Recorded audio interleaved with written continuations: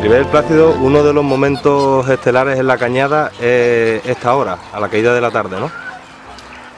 Indudablemente, como en todas las casas, ¿no? La hora de la comida, es cuando se reúne todo el personal.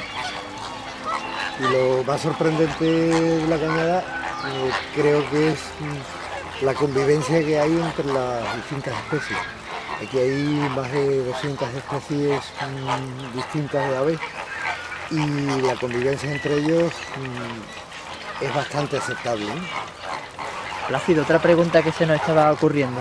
¿Por qué en un lugar donde hay tantas especies amenazadas, a la misma vez podemos ver por aquí tantas especies domésticas conviviendo con ellas? Hombre, todo tiene su porqué. En un lugar como es este, donde la cacería nos rodea, el hacer que animales salvajes se vuelvan mansos es muy difícil si no es a través de otros animales que le transmiten la tranquilidad y que hay comida en el sitio, ¿no?